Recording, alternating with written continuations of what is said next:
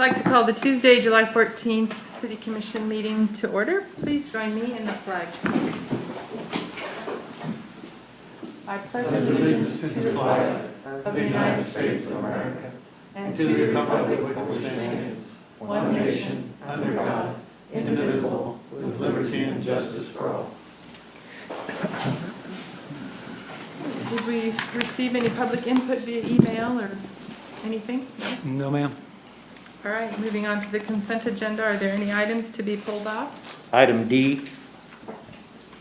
I'd like to pull off F, please. I'm not going to be able to. B and C. Commissioners, if I could interject for a second. On item B, ordinance S 1068, I'd like to have that number section number 5 expunged from that assessment. They paid that bill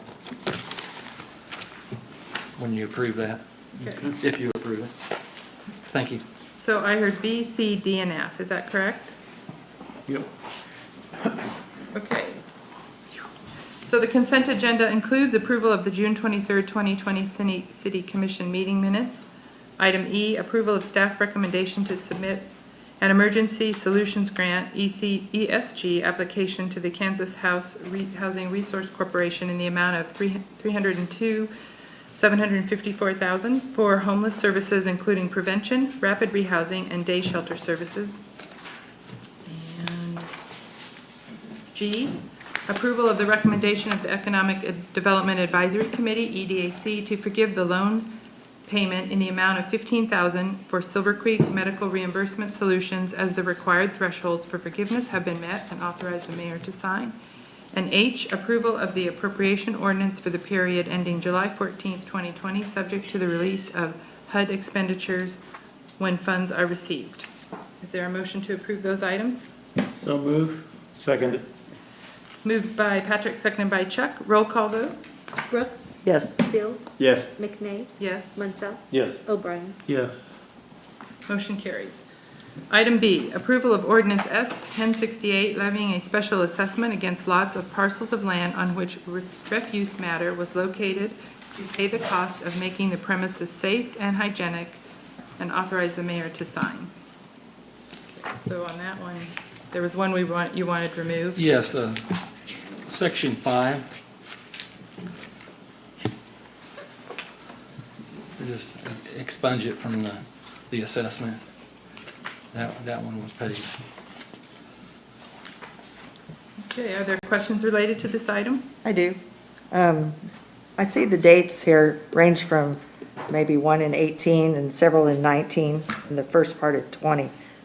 It's only done every so often? It's usually done once a year for the period of July 1st to June 30th of each year. July 1st to June 30th.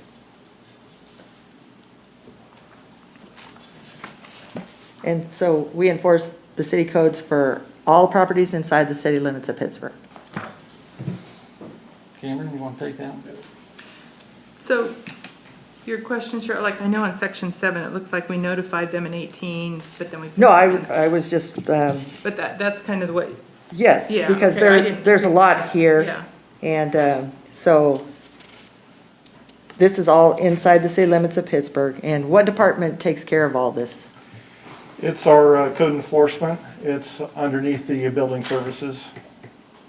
And so the guys who usually are out mowing or otherwise, or what department like goes and does the mowing and the cleaning up of these properties and things like that? That's the utility department. Will actually Utilities go out department. and do the work order.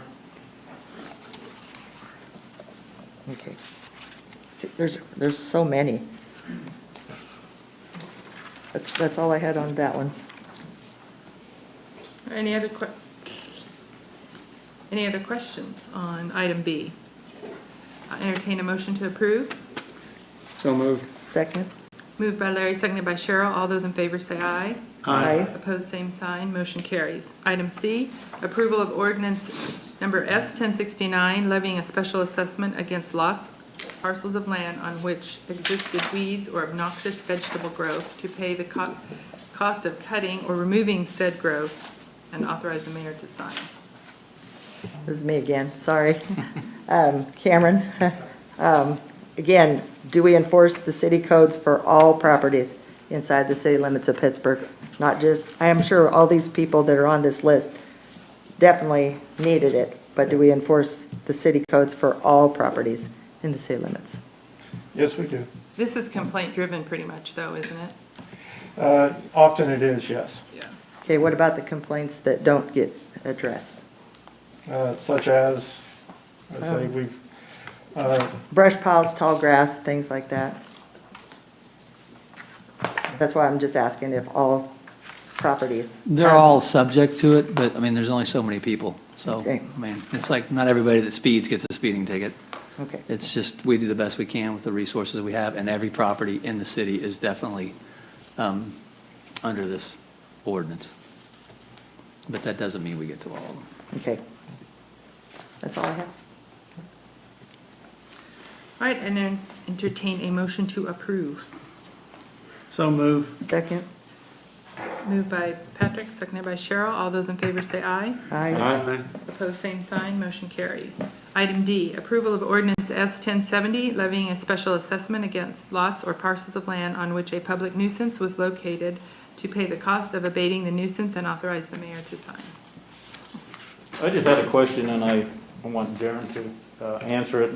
I talked to him earlier on this, that the demolition policy the city has, we discussed that the city pays, if they donate their property to the land bank, would the city pay 50% of the cost of demolition as well as the property owners? Yeah, actually, we could pay all of it, half of it, whatever we decide to negotiate for.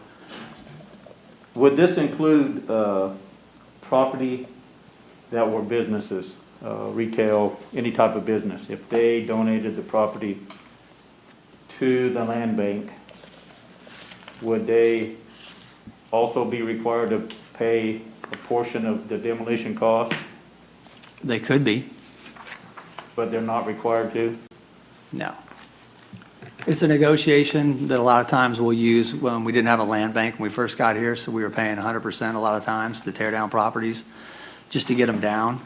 Once we got the land bank, it became a little easier to negotiate and say, well, hey, if you give it to the land bank, you give it to the city, we'll split the cost with you to get them to give it up since they weren't maintaining it. But it's not a hard and fast rule. I mean, it's whatever Dexter can get. So if somebody doesn't maintain the property and it falls into disrepair, and the city has to, the taxpayers have to bear that cost, basically we can tear it down and then we retain ownership of the property.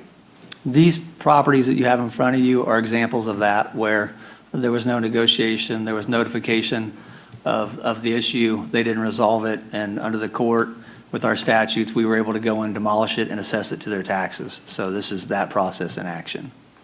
So if they don't donate the property, we usually, or we can assess it on their taxes That's exactly what we do, yeah. all the time. Well, all the ones we handle. You know, we're kind of at the mercy of, we haven't had a tax sale, and I think we're 10 years behind on the county tax sales. So there's definitely a backlog of properties that fall into a lot of categories, and there's definitely frustration from the city that some are just not in a position where we can get to them. But yeah, for the most part, if we can mark it as blighted and order it to come down and they don't take it, there's a period and a process to follow where we can actually demolish it and acquire it in some cases. Okay, thank you. Yep.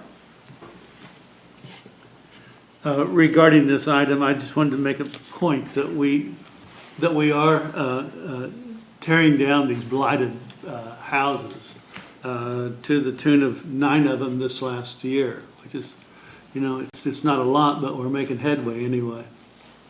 Yeah, we're always at the mercy of our funds.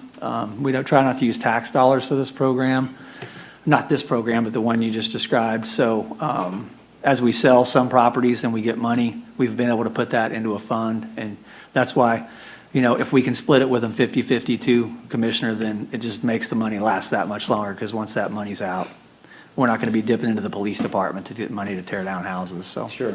we're at the mercy of how much money we have to do it. But yeah, they've done a great job. I think if Dexter was here, maybe a couple of hundred structures in the last 7 or 8 years I have think come down. 200 in the last 4 or 5 years, if I remember correctly. You know, that anywhere between garages to houses. And again, what you have before you is not the full efforts of the department, it's just the ones that the city had to go in and demolish. There are others that are done entirely by the property owner. So if the structure's unsafe, well, you give them a notification, 30 days, they have to bring it back up to certain levels. And if they don't, the city will demolish it. If it's unsafe, you don't have to give them 30 days, you can do it immediately. Right, if there's immediate hazard, then we've got special abilities to do that underneath the legal system, but typical process is for them to have a hearing, they come in and be able to present their case as to, you know, if they want to repair it, fix it, and be able to show the means that they can too as well. We try to work with them as much as humanly possible, but unfortunately at times structure's just too far gone or people don't have the means. Well, that's my whole case. You know, unfortunately, we have property owners that don't maintain their property, and the taxpayers are left the burden to do something about it, and that's aggravating. I have no Agreed. further questions. I'd entertain a motion to approve. So moved. I second it. Moved by Patrick, seconded by Chuck. All those in favor say aye. Aye. Opposed, same sign, motion carries. Moving down to F, approval of staff recommendation to accept an emergency solutions grant from the Kansas Housing Resource Corporation in the amount of $317,891.70 to support homeless services within our community for the grant period July 1st, 2020 through June 30th, 2021, and authorize the mayor to sign. Quentin? My only question is, in these applications, I noticed it says, "We have decided to serve a small area." What does that mean? I mean, did we used to serve a larger area? 11 counties. We used to serve 11 counties? Okay, And the funding didn't change, the funding amount didn't change, so I made the decision that we were going to focus on Crawford County. okay. So That we was can my impact question. more people. Thank you. Any other questions for Quentin? I do. That's why you see Frontenac or Gerard, you have a few people who are available for these funds, like in the Gerard and Frontenac area? Yeah. Okay. And I'll note here also, the increase amount, normally it's around $100,000, but due to coronavirus, they actually doubled that and didn't require a match, so that was a huge benefit to us as well. But yeah, it's all of Crawford County. And our inspector here does those in Crawford County. He hasn't had to do a lot of them, but with that funding, that pays for that. Thank you. Any other questions? Would entertain a motion to approve. I make a motion to approve. Second. Moved by Chuck, seconded by Larry. All those in favor say aye. Aye. Opposed, same sign. Motion carries. Thank you. All right, that takes care of the consent agenda, right? Okay, special presentations. Presentation of the city manager's submitted 2021 budget. City manager Daron Holland, director of finance Jamie Clarkson will present the city manager's submitted budget for 2021. Commissioners, you should find one of these Yep. on your desk. This is the document for the 21 submitted budget. With that, I'll turn it over to Daron. I'm going to take my mask off because there's a couple of pages. Traditionally, I like to read the submitted budget cover letter and some of the notes. So if you'll bear with me, I will mask up as soon as I'm done, I promise. Honorable Mayor and City Commissioners, this $56.4 million budget is a 1.7% increase over the 2020 adopted budget and serves as the policy statement for the upcoming year. It was created with input from you, the commission, and a focus on the Imagine Pittsburgh 2030 initiative, which addresses our city's needs with housing, economic development, infrastructure, public wellness, education, and communication. Additionally, we have focused on the City Commission's goal of maintaining our reserves and managing our debt. It's also important to understand that this budget was created as we moved through the COVID-19 pandemic. As a result, it includes both conservative revenue projections and expenditure estimates aimed at preserving our financial condition, which is critical at this time. Although our future is unknown, the here and now demands our full attention. As we continue to move forward together, we will continue to grow. During 2021, we will design a multi-million-dollar wastewater treatment plant with plans to begin construction the following year. We will support several new housing developments. We will complete the design of East Quincy. We will work with our businesses to support them during this extremely difficult time. And we will bring the renewal of the street sales tax before the voters to hopefully extend this critical piece of one of our most basic infrastructure programs. Within our organization, we will continue to protect the jobs of our employees and the safety of both our employees and our customers. We will protect our reserves by being fiscally conservative and living within our means. We will constantly monitor our revenues so we can react responsibly as the pandemic continues to impact our local economy. Finally, we will continue to focus on serving our residents, our businesses, and our visitors in a safe and efficient manner. We will rely more than ever on the telephone and the internet to do business. While access to City Hall and other facilities is limited as we strive to control the spread of the virus, we will introduce a new business kiosk to allow for 24-hour, 7-day-a-week service to our customers. Your city workforce remains committed to serving you. We are a 24-hour-a-day operation, and I have never been prouder of a group of public servants that I am of our team. We stand together to continue to meet the challenges in Pittsburgh and the surrounding communities. With regards to revenues, the process to build the budget begins by projecting revenues. The city's 2020 net assessed valuation, which is used to support the 2021 budget level, decreased by 1.2% over the previous year, basically due to tax abatements and a change in state law.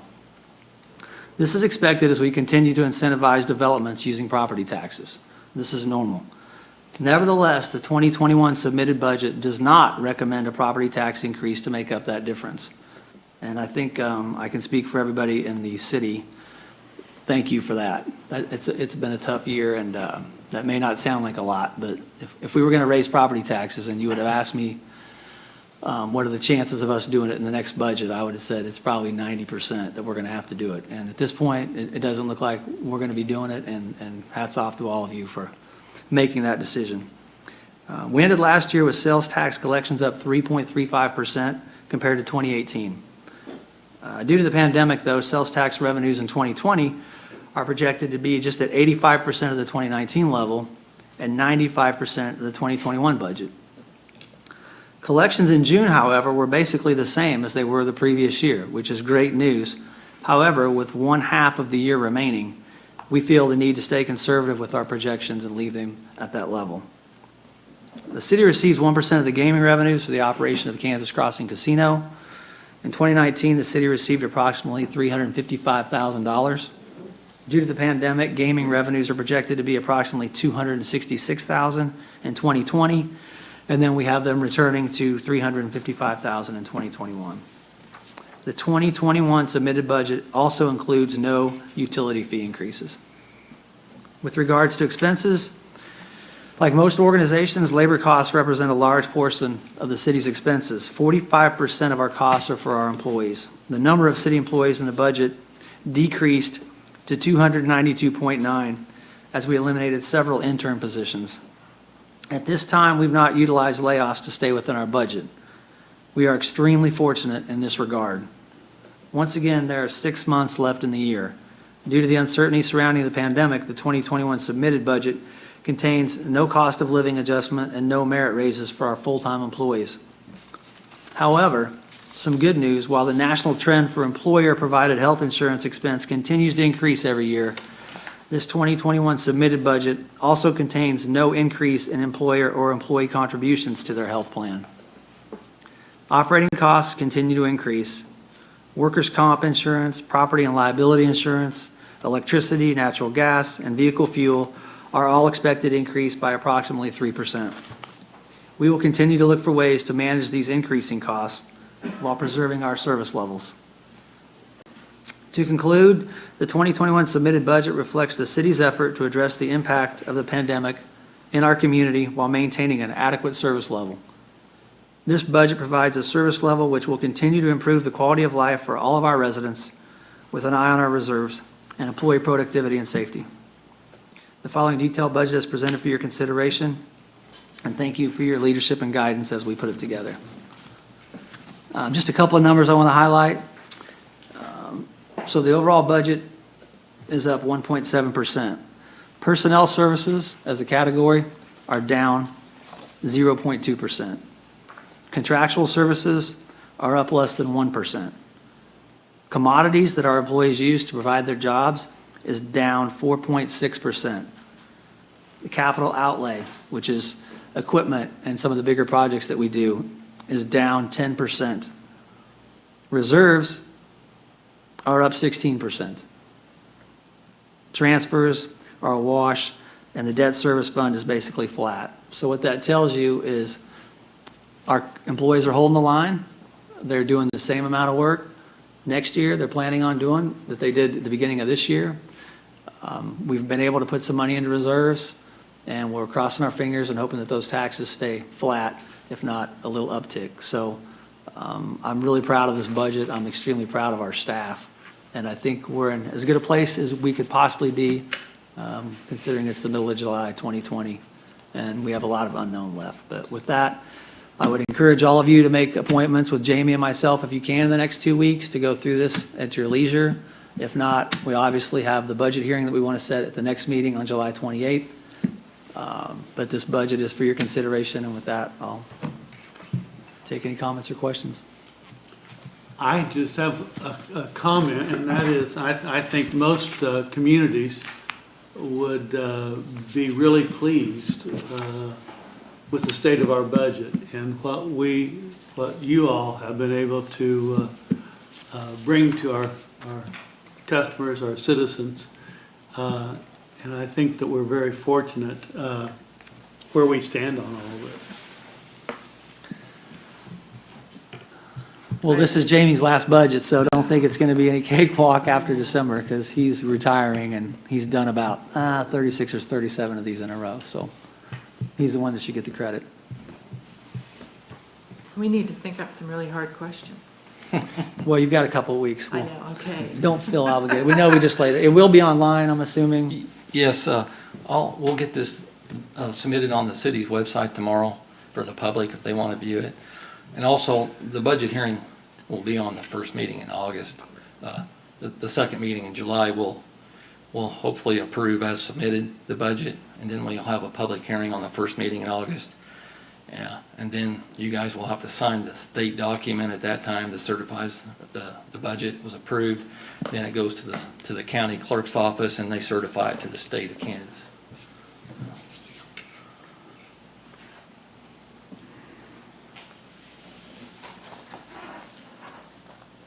Any questions for Jamie now? Not for me. Okay. All righty, thank you. Thank you.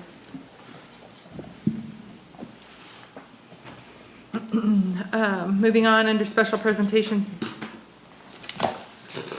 item B, sales tax revolving loan fund update. Director of Finance Jamie Clarkson will provide a financial update on the sales tax revolving loan fund. Yes, Commissioners, we thought it'd be a good idea to give you the projections that we've come up with for the RLF fund for economic development. We've been really busy, and Blake's been really busy in economic development this year. And so I thought it'd be a good idea to put like a 5-year projection out on that to see how we're doing on that. This includes if you guys approve the other items that are coming up in the agenda tonight. So for 2020, I'm projecting we'll end the year with about 1.8 million in that fund. 2021 is 2.2 million. 22 is 2.6 million, and 2023 is 3.2 million, and so on and so on. But that's because I don't know. Past 21, there's not a whole lot of stuff I know at this time, like, you know, because we're constantly making loans and things and working with businesses. But I can say at this time that the fund's in very healthy physical condition. If anybody has any questions on this. The rule basically for the Economic Development Advisory Committee is tried to maintain that $2 million in that fund, just in case something big comes down the line, and it always gives us the opportunity to take a big gulp and realize the world's not going to end if if somebody requests $750,000 or something when it's a big job creator. So I think they've done a great job of it. And basically, I think we're at the point where with Blake and Daryl's group working as hard as they do, we kind of just loan out about the money we bring in every year, and it's working out pretty well. All right, any questions for Jamie? Looks good. Okay, thanks. Thank you. Good job, Jamie. Considering the following.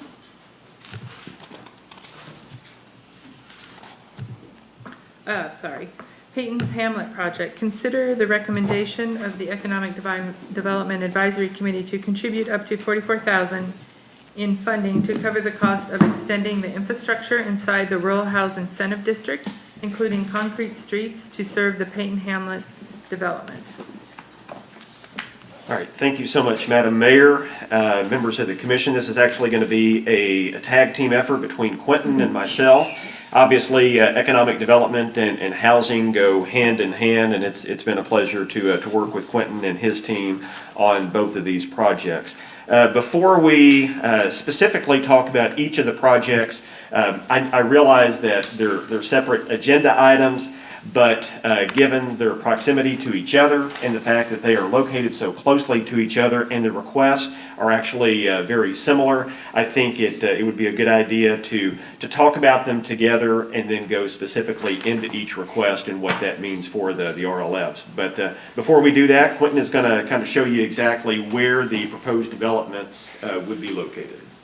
If we can get this, Jay, how do we switch back and forth? It's on, it's just not on the deal there. Oh, all right, the back room. So this map is just for a point of reference to show you where Creekside Estates and Peyton's Hamlet will be respectively. Some points of reference there, you see Pittsburgh High School to the north. Creekside is outlined in yellow. There's two sections there that they will be developing there in their first phase, and then Peyton's Hamlet there in the orange. You are familiar with that. So if you have any questions about anything else there, I can help you there, or anything about the RHID as we move through this with Blake. So Peyton's Hamlet, as you're probably aware, is being developed by Dr. Shane Kennard. Dr. Kennard is in attendance tonight. Creekside East is being developed by Nate Stahl and Bart Arnett, and both those gentlemen are here. And so the request from both of those entities is to help with the drive approach to get to the development, but then also with Creekside East, a little bit more assistance to get the through road through the development, which will obviously be a city property. So before we really get into the engineering map, Jay put together a spreadsheet just to kind of give you an idea of the breakdown of the cost with each particular development. The phase one cost there, the infrastructure and the houses that you see there, those are the developer's cost. So as you can see, this is a significant investment for both Peyton's Hamlet and Creekside East. The RID that Quentin has described to you before, that allows the developers to recoup their infrastructure cost as the homes are developed. Neither one of these have an RLF loan with them. So the access road there, you can see what the costs are. And we initially, the EDAC initially considered the request to get the road to the property, but later went back and discussed making those roads concrete. This body has discussed before the long-term benefits of concrete as opposed to asphalt. And I believe Matt has told me that generally concrete has a lifespan of, I believe, 20 years or so. Sorry, this keeps sliding down on me. You can Yes. take it down to talk and you won't be Okay, breaking any sorry. federal Okay, laws. all right. I don't want to Quentin sit. I'm with it. Okay, all right. So that would be the difference there. The concrete, that's what it would be as opposed to, that's the overage as what it would be over asphalt. So if we can go specifically to. Excuse me, Blake. Yes, sir. Yes. Can you get rid of that? Yep. Okay. Access road, that's what this costs in asphalt. Correct. And Yes, we're sir. upping it. Yes, sir. that amount. And Okay, yeah, just so- that's a better way to describe it. Yes, Got it. sir. Okay. Got it. So this, I don't know if Quentin or Cameron would have anything to add to it, but essentially for Peyton's Hamlet, this is where Deer Run Lane currently ends. And so this would be the proposed new road to get into Peyton's Hamlet.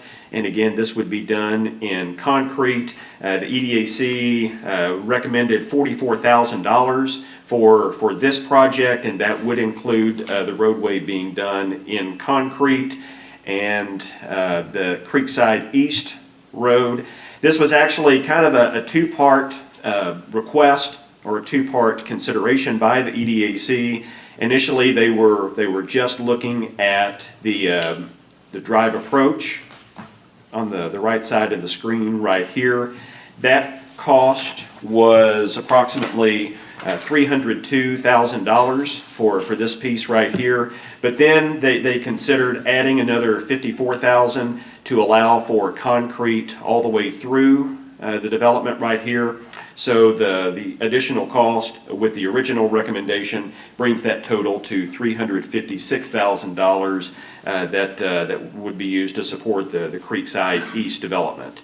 With the Peyton's Hamlet project, that would essentially, the cost would be fronted by Dr. Kennard, and upon completion, the city would reimburse him. With the Creekside East, it would be a two-parter where Mr. Arnett and Mr. Stahl would front that cost, and then upon completion of the roadway, 50% would be reimbursed to those gentlemen, and with the following 50% to be reimbursed upon completion of Phase 1. So there's certainly an incentive to get this done in a timely period. But again, as Daron mentioned, the Imagine Pittsburgh 2030 plan talks a lot about housing and its impact on economic development, and that's why the EDAC was eager to recommend using RLF funds to assist both of these developments. So we've thrown a lot of information at you there. I don't know if you have anything else to add, Quentin, Daron. Would be happy to answer any questions that you may have. And again, I guess the only thing I'll add is, so we're talking about just Peyton's Hamlet on this first one. And the approach that we've taken with the committee was, we have a responsibility to get roads to developments. Nobody else is going to pick that up. So that's what you see in the first number, the access road.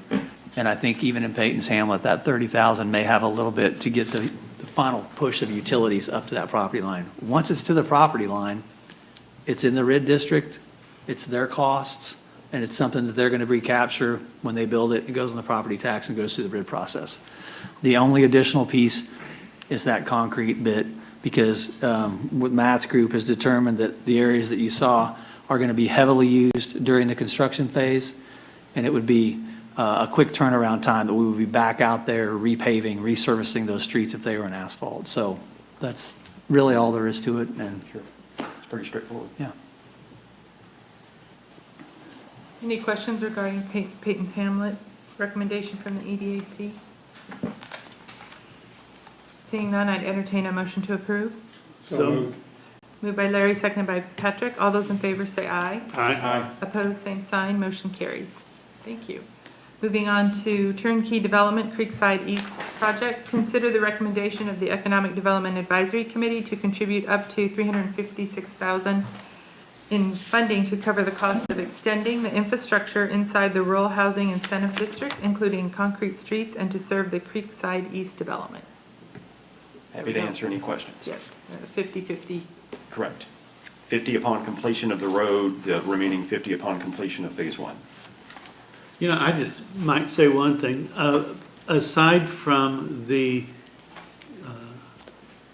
cost savings that we will have in the maintenance of this road, I think the fact that, that they have a concrete street certainly adds to the value of the property and the residential areas. Certainly. I would agree. I know this doesn't pertain to this, but are they putting sidewalks in? Yes, okay. Good, thank you. Yes, ma'am. Did we vote on it already? Okay, I'm losing my marbles. Did we vote?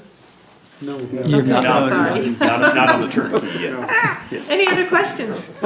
Yeah, you mentioned sidewalks. Is that part of the street sales tax, that sidewalks be 50/50 match? Not in new construction. I think we have our own code that talks about neighborhoods, and I believe we require all new construction right now to have them, but it's not something that would be covered by that. It's something we possibly could as an incentive, Commissioner, but it's not in these two deals. But sidewalks are also reimbursable through their HID. Yeah, right. Yeah. I don't want it to be lost.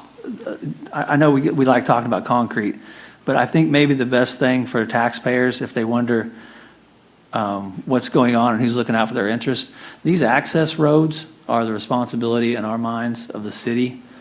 But the fact that we're having them put in at the expense of the developer and then only paying them back once, the road's done, and then they won't receive the final payment until the development is done, is pretty savvy. I think it protects us. It gives us a lot of, we always said the fastest way to not be a city manager is build a road to nowhere.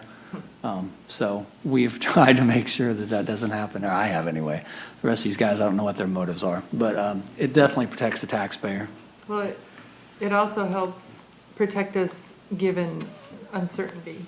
You know, you just don't know what's going to happen, and with the something may happen with the development, and we've got, you're right, money and roads that go nowhere, so. Well, it's a win-win because the developers actually have to agree to it, and they've been very easy to work with, and we appreciate them seeing it and understanding that. Is the road coming off of Kings Highway or 240th, is it coming in down the railroad right away? Okay, there's something that's been abandoned for 50 years, and it's been an eyesore and growing, and the weeds are always 8-10 feet tall, so cleaning that up and bringing that road in also adds to the enhancement, that whole area through there. Absolutely. I didn't realize there was a railroad there. How does that work if it's abandoned? Abandoned in place, and it reverts, To the property owner? Or to the, they have to claim it. If they don't claim it, it lays there from now on. And of course, a lot of it now is put in rail banks. Right. In case the railroads ever want to come back. So you see a lot of it put in rail banks, but it can still be utilized. Right, any other questions? I would entertain a motion to approve. So move. motion to Moved approve? by Larry, seconded by Chuck. All those in favor say aye. Aye. Opposed, same sign. Motion carries. Thank you. Thank you, gentlemen, for being here. Moving on to item C. Grant request, Alyssa, and I do not know how to say her last name. Rogi, Rogi? Rogi. Consider the recommendation of the Economic Development Advisory Committee to provide a non-repayable grant to Alyssa Rogi for 10% of the redevelopment cost for the property located at 514 North Broadway, with the grant amount not to exceed $11,000. All right, thank you, Madam Mayor, members of the commission. We have been working with Ms. Rogi for several months as she works to improve a dilapidated property at 514 North Broadway. For reference, this would be in between the pit and the new CDL location and Sign Brothers, so it's a very visible and attractive spot for us. She's doing much of the work herself. We've seen it in person. The EDAC toured the property last fall. And Ms. Rogie, even in addition to her cost, she's expected to spend close to $111,000 and applied for assistance from the revolving loan fund to help recoup some of those costs. So I promised her she didn't have to make a speech, but she did provide some pictures. So I want to ask Alyssa to maybe come up and tell us exactly what we're looking at. And she's provided some pretty good pictures, especially before and after pictures of some of the work that she's done. So if you'll just click the right arrow there. Hello. Welcome. Thank you for being here. Thanks for having me. So this is the historic photo when it was the Beehive Cafe. This is kind of the main reason we bought the building, because it was the Beehive Cafe. My mom and me owned the building together.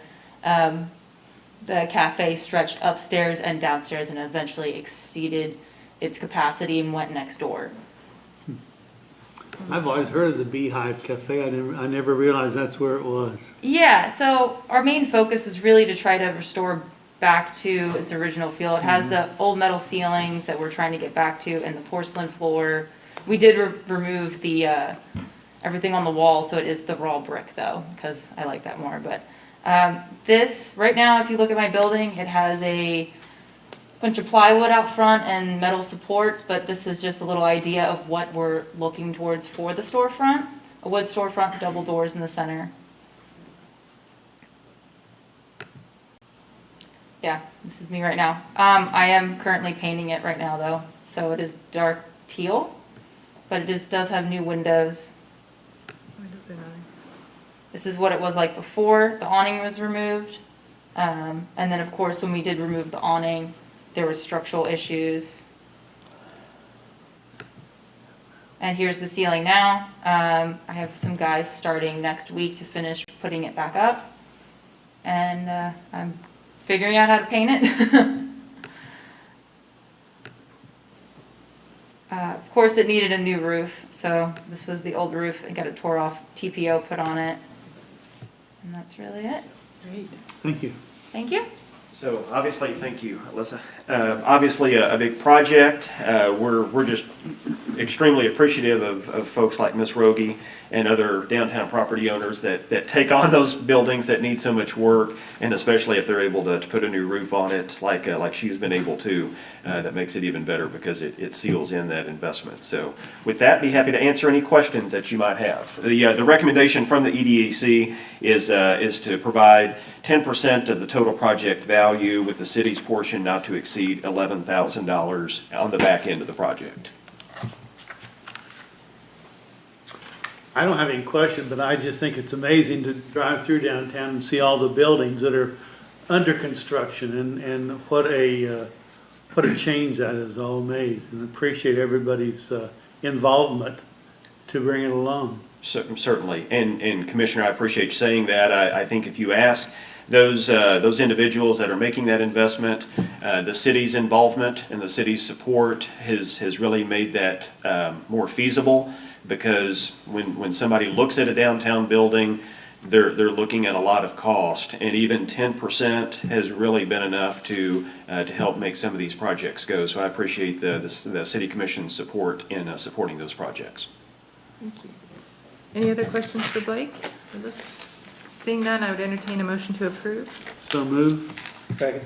Moved by Patrick, seconded by Larry. All those in favor say aye. Aye. Opposed, same sign. Motion carries. Thank you. Item D, purchase and demolition, 525 South Broadway. Consider the recommendation of the Economic Development Advisory Committee to utilize up to $122,000 from the revolving loan fund for the acquisition and demolition of the property located at 525 South Broadway. All right, thank you once again, Madam Mayor. This is a property that I'm sure everybody in Pittsburgh is familiar with. It's 525 South Broadway, 1 block south of Brahms. It has been for sale the entire 15 years that I have been in Pittsburgh. It's looked about like this the entire 15 years, and actually has gotten quite a bit worse lately. And quite frankly, it's an eyesore on one of our most visible stretches of Broadway. The property once listed for almost $300,000. but that price has dropped so significantly that we feel it provides an attractive opportunity for the city to consider acquiring it, cleaning it up, and then obviously to be able to have significant influence over what goes there. So we brought this possibility to the EDAC a couple of weeks ago, and they recommended acquiring the property for its appraised value of $92,000. We did have Chuck Hausman, who is a certified appraiser. Chuck is here tonight in case you have any questions on the appraisal itself. He appraised it at $92,000. The demolition is estimated at approximately $30,000. So the EDAC recommendation is to spend no more than $122,000 to acquire and demo the property, then entertain proposals from interested parties as to how they would propose to redevelop the property. So I feel like given its visibility, given its location on Broadway, and the fact that the price has dropped so significantly, presents an attractive opportunity for the city. So with that, I'd be happy to answer any questions that you may have. Blake, has that property ever got any code violations since we were talking about in the consent agenda for unsafe or unsanitary complaints? That I'm not aware of. Would you be, Cameron, aware of any code violations? I know they've had to go in and, replace some of the windows, board them up, secure the building. So there have been some violations, but they have been corrected. Unfortunately, it's not a violation just to have a mess inside your place. Say that again? It's not a violation just to be messy inside the building like that. So there have been violations, Yes, and they have been corrected. and they've fixed them. Who did that? The previous owners or the current owners? Whoever owned it at the time. What time was that? I'd say How long's the current owners owned it? I have no idea. Doesn't it? The bank? Yeah, the bank. Yeah, Community National Commissioner out of Girard currently owns it. I'm guessing they had made the loan to the previous owner, and when, I don't know what happened between those two parties, but the bank then became in ownership of the property recently, fairly recently. Which is when we started seeing it cleaned up. Yes, correct. Because the bank obviously wanted to move it, so they cleaned it up significantly. Well, this will certainly make a big impact on Broadway. It will. To be rid of this. Have we had any conversations, I'm not asking you who with, but regarding interested parties? In the past, yes, sir. In the past? We have. And as to why no one pulled the trigger on it, I think that's up to anybody's guess. Sometimes having a structure like that makes it tough for people to visualize what it could look like. I also think with the city potentially owning it, it streamlines the process for someone who may want to develop it because they would work with the city to acquire it, zoning, everything like that, all kind of in a one-stop shop. Will this technically go in the land bank? Or will it be separate and apart? Probably not. If we purchase it, if you approve this tonight, the land bank's really kind of a catch-all for properties that are on their way to misery. While this thing looks a little miserable sometimes, it's right next to a road that would be easily vacated by the city. It's next to an extremely profitable business, and it's not sitting on top of any tanks or anything that's going to make it very difficult to clean up. So our belief is that if, with your approval, we would get it knocked down, get the site prepared, and start. See them lining up. It's just, but that's a great question. But no, this would not go into the land bank. Okay. What is that, Ramsey on the north side of it? Yes. So you close that and the alley, and it wouldn't affect anyone. And that really, is that in the downtown overlay, that's this building, or is it? I don't believe so. So you're gonna fall into the setback? Okay, no. Will it fall into a longer setback from where the building is, in front of the building is now? So it's gonna, that actually hurts it a little bit for a lot of uses. But if you close the alley and Ramsey Street, then that sure increases the appeal to it. Mm-hmm. So it sounds like those that might have been interested in it just did not want to Pay incur the $300. cost of demolition. So that goes to the taxpayer because the business, whoever was there, once again, failed to maintain their property and it's on the burden of Well, the taxpayer. This property isn't going to fall over anytime soon, so. Sure. I mean, while it doesn't look that great, I've been here 8 years, we've never brought it to you before because we thought, what's the point? But right now, with the market the way it is, it definitely seems like that the price has dropped enough that economically it makes a little more sense. I think what you're getting at is, Blake said it was once worth, they were asking $300,000 for it. There's a lot of properties in town right now that people are asking an exorbitant amount for, and they're just gonna have to realize that that's not the market. No matter how hard we want to improve, we're never gonna be, Orange County, California, or the Plaza. We're just Pittsburgh, but the numbers seem to make a lot of sense right now for this one if we could, with the blight removal and where it's at and the price. So, yeah, it feels right, but Well, and going back to. not gonna fall over. Taxpayer, I don't know if that's my phone, how embarrassing. Taxpayer cost, there's no revenue coming to the city from that right now. But if you get a business on there, then we will be getting sales tax and hopefully maybe increased property tax. So, although the demolition and the purchasing is taxpayer money, we will, in the long run, it will pay for Well, itself. I'm just concerned with some of the issues we have facing us when we look at the city budget. I don't feel comfortable bailing the property owner out, it sounds like. Well, this property would be funded through the revolving loan fund. It was a recommendation from the DAC, and that's one reason we gave you the report that we gave you today, because you've had at least 2 or 3 items in a row that have come right out of that fund. The biggest thing to keep in mind is that fund can't be used for anything else. No matter how bad our budget gets, we're not gonna be able to fund any positions out of it. We can't fund any operating out of it. It's a fund to use to do exactly things like this. So I totally understand your point, but if it's a budget concern, then that shouldn't be a budget concern, because there is no budget concern. Well, we with are respect going to that. sell it. I mean, we're not gonna give it We away. are? I mean, Have we ever done it before? Yes. Yeah. Yes, we have. The city once owned the property where Arvest Bank is located on South Rouse.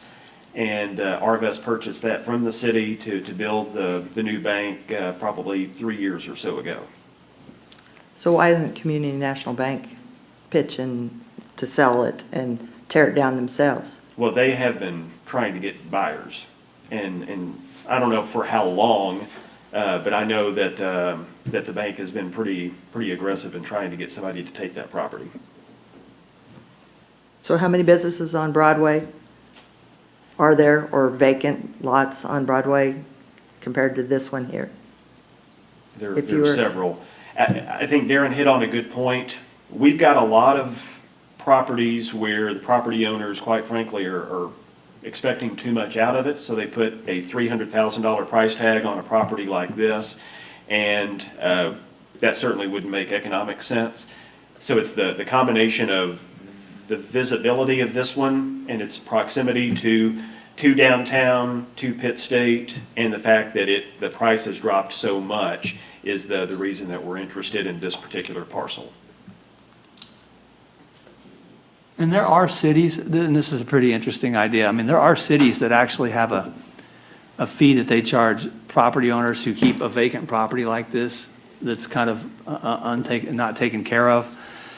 We've talked about something like that, but the general idea is, the answer to your question probably, Cheryl, is there's not too many properties that are sitting next to a Brahms. It's not sitting next to a field, it's not sitting on empty tanks. Brahms is a huge retail generator for our community, and this is definitely a risky, speculative, I mean, you guys are all over it. There's no guarantee on anything here. We're just trying to make the best of a bad situation, so, great questions. What's sitting on empty tanks? You've mentioned that twice. Well, we had that property Filling that's, stations. yeah, and anywhere there used to be a filling station, there's an empty tank underneath that always has to be cleaned out. I don't know what the lot is just down the road from this one, but it's the one that always jumps to my mind, because I think it's still vacant. And in the Riggs, where Riggs Chiropractic is just, well, they did open a week or so ago. They have- That was on the Terrell's property, so they had to pull up those tanks. Riggs didn't have to pay for that though, did they? I believe, I don't know that. I thought I it, don't know. when you take a tank out, the cost goes back to the You know, yeah. people that owned It's it. probably worked out between who's buying the property and who's selling it. Yeah, we're just trying to hit the fast forward button because like you said, has anybody looked at it? It's been for sale. A bank's had it forever. But banks aren't really in the business of tearing down properties, resurfacing the lot. And, you know, Well, this property got a lot more, they didn't just let it fall apart. The man got sick, it went through bankruptcy, it got tied up in that. I tried to buy this 4 or 5 years ago, but not at $300,000. So it is a great piece of property, there's no doubt about that. So you might be Building's not interested in, At $90,000, it's a good buy when it's all cleaned up.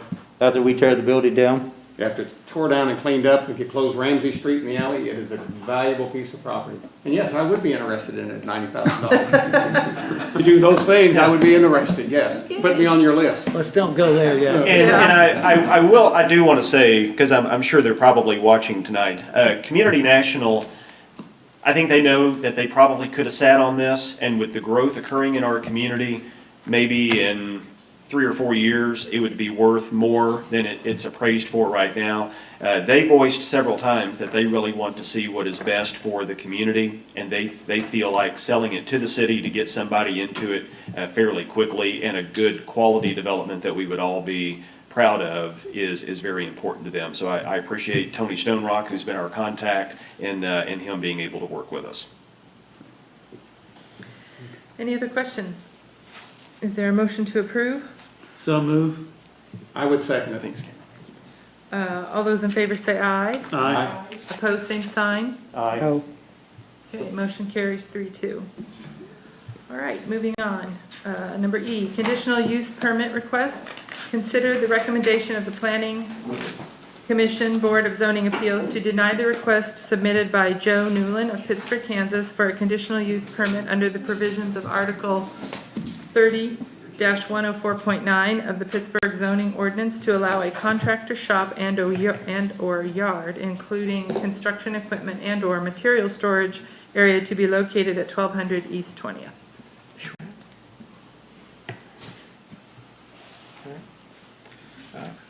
Thank you, Mayor. As it, the property we're looking at here on the screen, 20th Street is here, Middle Larks, over here on the east end of this, the right side. The property is right here at the corner of Highland Street and 20th Street. They were requesting to be able to stage their construction equipment and have a construction office for the construction company there. It was unanimously recommended to deny the request. It's residential, neighborhood zone residential. There are residential already there along Highland Street as well as along 20th Street. And so for them, it went against the character of the neighborhood if they were to try and approve the request. Anyone come before the planning and zoning, speak against it? Was it Mr. Newland came and spoke in favor of it? There was, I don't That's believe there's- surprising since he wants it. Well, he was in favor of approving it. Yeah. Yeah, but no, there were no public input on that other than him. It's not a very large piece of property, is it? No, it's not very large.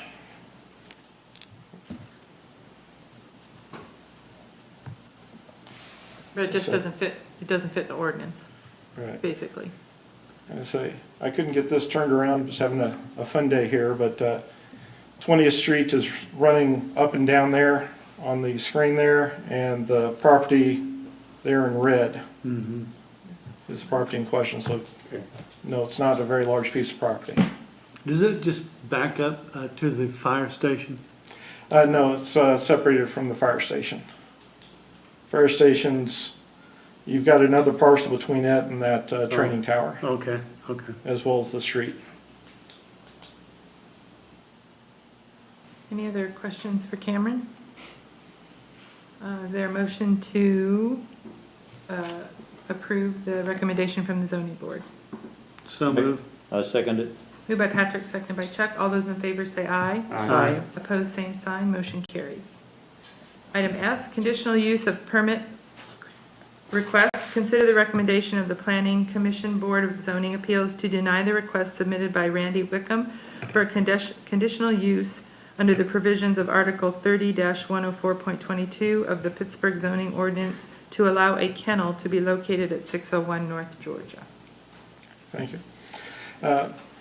Had the resident at 601 North Georgia. They have 10 Chihuahua mixed dogs there. Over the past years, they've had as many as 13. They had rehomed, I believe, 4 of them and gained 1 more over the last 3 years.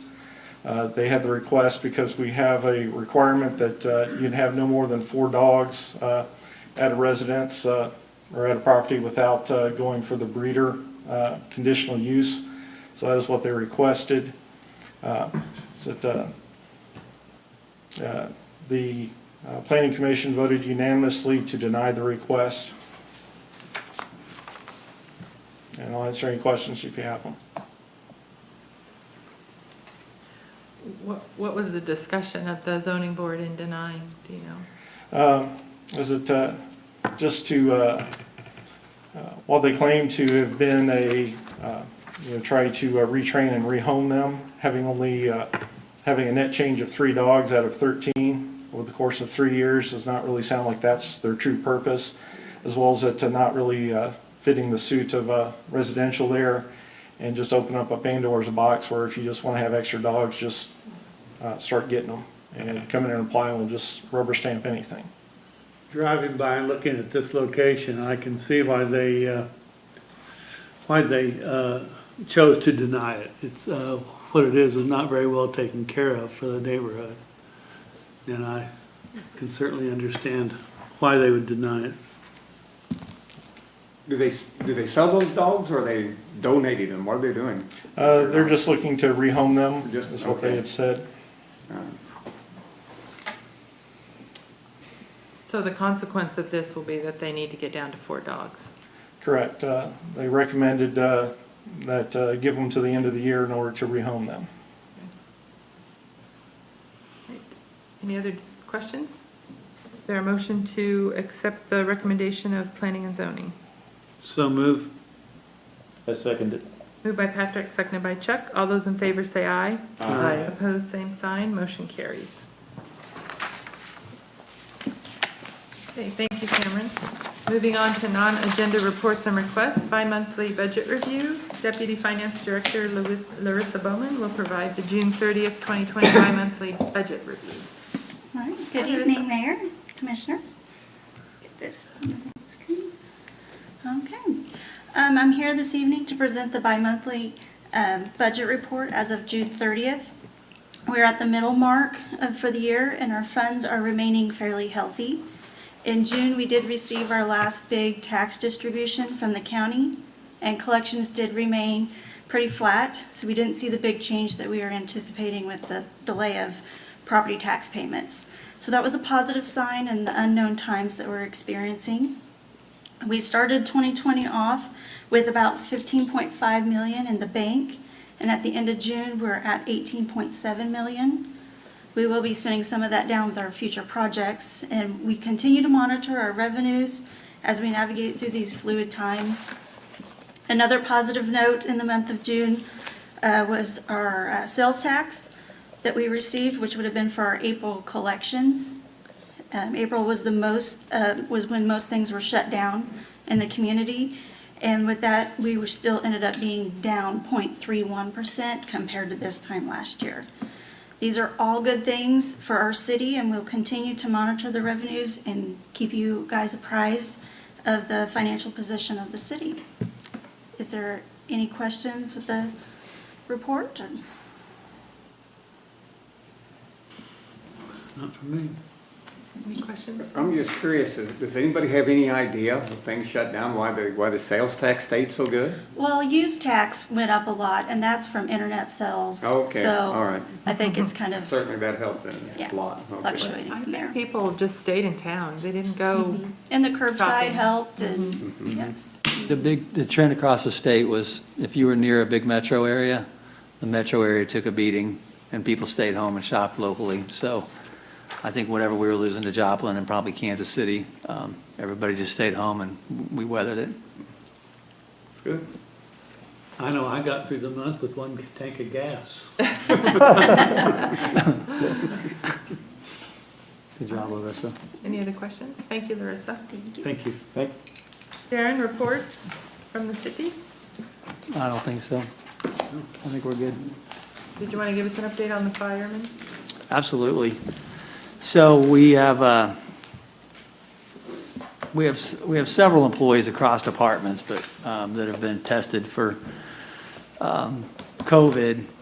Right now, our focus has been on the fire department. You know, they have about 35 firefighter positions, and because of the pandemic, we've held 3 have been held vacant with the hiring freeze.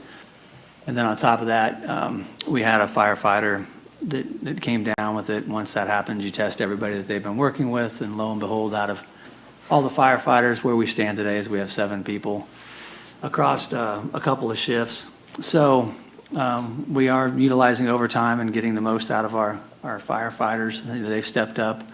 I think we're in a good position. Several of those firefighters are already halfway through their quarantine, so very few of them have symptoms. Obviously, there's a lot of different kinds of symptoms with this, and a lot of people don't know what they are, but I think for us, we've always been testing at least once a day and usually twice a day the firefighters, because they have to go out on the EMT calls, and we want to make sure that they're as symptom-free and that they don't have this when they're going out to try to help people. So it's been an interesting week. I want to acknowledge the chief's leadership. He's stepped up and done a great job, and his entire department has understood what's being asked of them, and they've taken it on, and hopefully we've got it contained. And, you know, it was just their turn in a sense, and for whatever reason, I think they've done the best with it. But they're going to continue to get retested, especially those that get symptoms in the future. But one negative test doesn't really, I think, give any of us the comfort that we need that we're not going to have any future issues. But at this point, everybody's doing what's necessary, so we feel pretty good about it. I'd just like to thank you, Daron. I was going to ask you for clarification on that. I got a number of calls about the numbers on the fire department. I don't know if there was something on the news. People told me there was 40 firefighters and 5 tested positive. I know there's 10 per shift, and a fire chief and a safety officer. So I said, well, I don't know where you got your numbers, but 40 is not the real reality. It's 32, and you explained that, and 7 tested.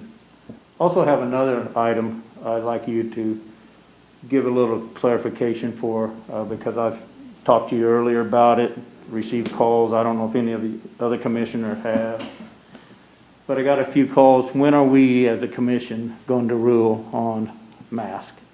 And I explained to the callers that's the governor's decision, and the county commissioners follow her decision.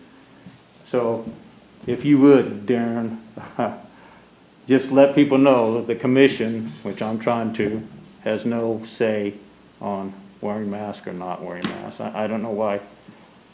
I guess people think we as a city make them decisions, but. There's a lot of communities across the Midwest, depending on what state you're in, that have health departments. Kansas City, Missouri is a great example. We had a health officer. The health decisions about Kansas City, Missouri are made at the city level because they have that health officer. In Pittsburgh, Kansas, we do not have a health department. We do not have a health officer. We take our lead from the county. They've done an exceptional job, and sometimes I'm thankful we don't have a health department, so I can live with their decision and not have to make it. But that power rests with the county that's given to them by the state. And so, yeah, you're exactly right. We are following their lead. They've been very kind. They speak to us. They realize that half of the people in the county live in this city, and so it's nice to be heard from. But at no point do I plan on asking you your opinions or otherwise on weighing in on that, because I don't think we have the authority to do so, and I defer to Henry if he thinks that there's a difference there. Right now, the way our state statutes are. It's really the county who makes the decisions for the city of Pittsburgh in this regard, and I know they do take input from the city staff, and I think they have done a good job, and I think they will continue to do so. I think on that note, I personally would like to encourage people to wear the masks. You're not doing it for yourself. You're doing it for the people that you're speaking to and you're around, and all the people that they come into contact with. I just think it's so important. We keep hearing it's important, and I keep going places and I keep seeing people without masks. And I wonder what they're thinking about. But you don't really want to know. Yeah. I know at the last meeting, Chuck gave a shout out to Commissioners Blair and Moody, but we were remiss in not including Commissioner Johnson. And I don't think, you wouldn't know, but testing is important when you begin to develop a hotspot or some kind of a cohort that is positive. And we experienced that with Sugar Creek. And we really need to applaud the efforts of our Representative Monica Mernan and Commissioner Johnson and Rebecca Adamson and Dr. Bean, because they really worked with Sugar Creek's corporate office in Ohio, Monica with her contacts at the state. They worked with Sugar Creek to get all the employees tested. There are 608, I think there were 685, and we tested 617. And that really, we were able to identify, what that flare was. And, a couple weeks ago, you saw a little bit of the cases. We're coming out of that. If you look at the KDHE site, we've only had a couple new cases each day, and that shows that we were able to identify and mitigate that. And really, it was those individuals that kind of rallied around and got that taken care of. So kudos to them. Yeah, Chuck, Commissioner, I don't think I answered your first question about the numbers. No, somebody said they seen it on the news. I haven't watched it. I don't know what was on the news, but evidently numbers was not correct. I don't know. We sent, so on Saturday morning, I sent you all an email saying there was 7 people. Right. One thing we're really trying to do, because we have 300 employees, is we're trying to make sure that we balance public's information about a very important department like fire that provides so much public safety with the respect of all the individuals that are in there. When those tests come back, they go to the individuals. They don't come to the city manager, they don't come to city commissioners for a reason. And so I did watch, I was interviewed in that story, and so I got to watch that number, which didn't come from me. That's why I ask you, because sometimes what's reported is not what's actually, so. I want you to know, and the people that are asking you, I'm giving you the best information when I get it, so you can say, well, hopefully you have the confidence in saying, well, I talked to the city manager, and he said X, versus whatever you hear out there, because I know it's got to be tough to be in journalism and come up with a story with 10 seconds notice and 15 seconds to give it, but we're going to try to keep you guys in the loop, because I know you're all constantly concerned about the community and our employees, and so I will continue to do that. And I understand where that was. Yeah, I was a little shocked when I was like 40 and 5. How do you just whip out a number like that? That's why I wanted, and you have done a very good job keeping us informed. Chuck.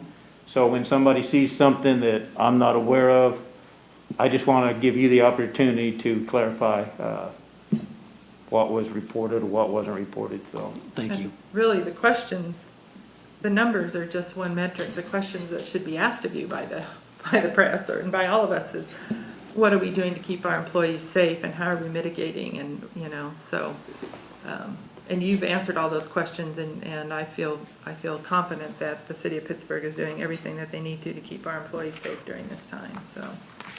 And people need to understand that we are, I got a couple of people this weekend that came to me and said, you guys aren't doing enough. People don't know what's going on. And I had a frank conversation about, if you think that the people that are in charge know what's going on with this virus, they don't. Everybody's reacting, the county's reacting, the hospital's reacting. And so if you have any ideas, we do have a couple of public access channels, and I'm trying to do some PSAs on it. But it's hard to say more than what the city's operations are and what this county group is really got some good partners, and they're trying to work on this $7 or $8 million that's come to our community and try to find a way out there. But there aren't a lot of good answers, and I hope people understand. One question was about dining out. We don't feel safe dining out. Well, that's a great question, because I'm trying to dine out as much as possible to support the businesses. But if there's not enough information to let people feel safe that the restaurants are really cleaning up and they're keeping the spacing and it's a safe environment, I think then we can probably do better getting that message out, because we owe it to our businesses. And obviously, it's going to be everybody's personal choice anyway. But the amount of fear out there, if we can minimize any of that, we need to make sure that we do. And if you think there's anything that I ever need to say or action we need to take to help do that, please let us know, because that's our main goal, is to be accurate on what the threat level is and what it means to our community, so the businesses can not shut down. I just, That is, that Crawford County Recovery and Reopening, which Jay is helping to co-chair. I mean, that is the immediate strategy, is to get information out to the public on what's the retail businesses doing to keep you safe, so. I just follow up what Patrick said earlier, you know, it's everyone's responsibility, and for us to get back, whenever that might be, to a normal life. A little thing is wearing a mask helps a long ways to get back, and why people don't, I have no idea. Daron, during this pandemic, and you mentioned that the fire department makes every EMT call, would it be wise to possibly abstain from doing that during the pandemic? Well, without creating a panic, we've already asked them to stand down on the number of EMT calls at this point, only because we think that the other EMT service is adequate. Now, if it's something critical, they're going to go. But if there's two cars stuck together and they need the jaws of life, they're going to be there.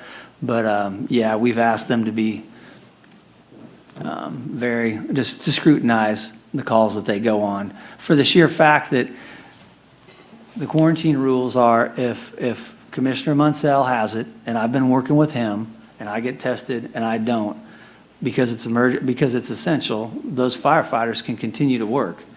Well, just because they've been tested and they not show any symptoms doesn't mean that they're not carrying it. So if they go on that EMT call and they take an at-risk person that needs help, and they can make it much worse. So the chief is all over that. Somebody that had a stroke or something in the yard, they if they had a choice, they may not want a fireman to come to them. Exactly, and the chief is managing that very well, and great. That's a great point. And I think that's where the partnerships that the city has is so valuable, because Dr. Stebbins, who is the chief health officer, is also over EMS. So when, you know, Daron's talking to Dr. Stebbins right out of the gate, you know, that's a logical first discussion, and work that out. And so, you know, that's the beauty of our relationship. And like you said, Daron, with 7 positive, and we have a hiring freeze of 3, so we're down 10 firefighters on our department.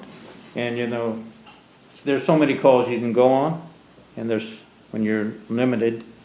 I know you have guys working overtime, but I know what that is. You kind of get burnt out of so much overtime too, so hopefully we have some mutual aid helping out. And I think the one thing that we all need to realize is, and everybody in here shares it, the amount of mental stress that is accompanied with 5 months of being under this unknown.